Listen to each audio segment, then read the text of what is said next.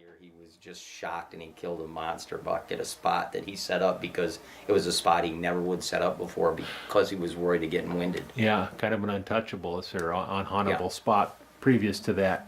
Wow. Yeah, he basically, I'll kind of explain the situation. Yes, real please. quick. He had a little water hole.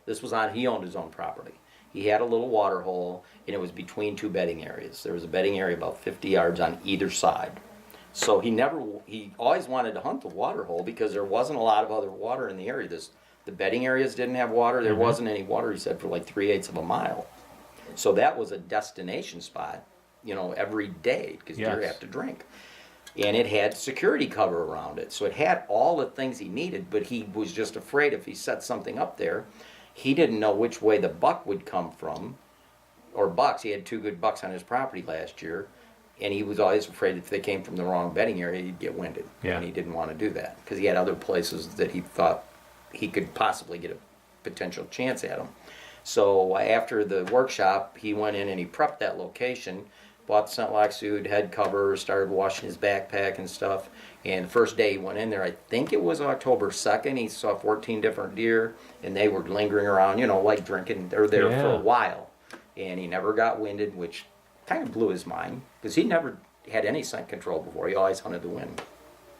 And then about 2 weeks later, mid-October, it was supposed to rain the next day.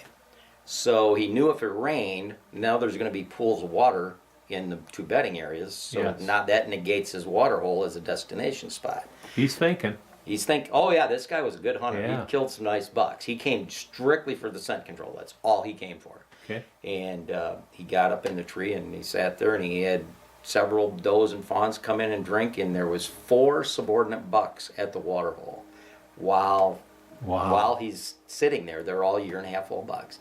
And he said almost at the same moment, all 4 of them turned their heads and looked at the bedding area, which was downwind of him. It was the one on his right. downwind.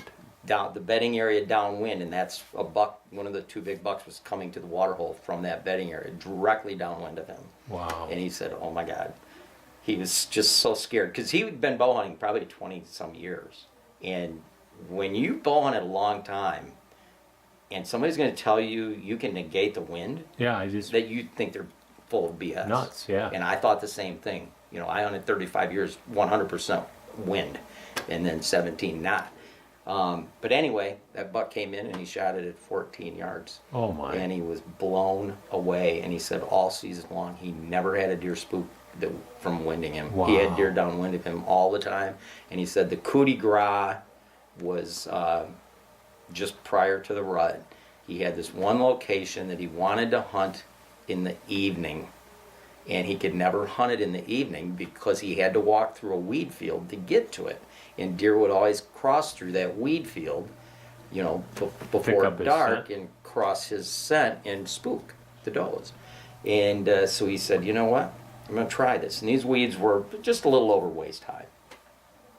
So he carried his bow up over his head, so he made sure his bow didn't touch anything, and he walked through the weeds. And that evening he didn't kill anything that evening, but he had 3 different mature does with fawns cross his route and never spooked. And he said, done. He was like, I can't believe it. That's it. He said, there is no way on God's green earth that ever would have happened before. Absolutely. He called me and he's got a testimonial on my website. Yeah. Wow. And I've got testimonials from the editor of Deer and Deer Hunting, from Mike Avery, from Tom Nelson, from the editor or the executive director of the Pope and Young Club, and from the owner of Scent Lock. So I've got some really nice industry testimonials. Absolutely. on there too.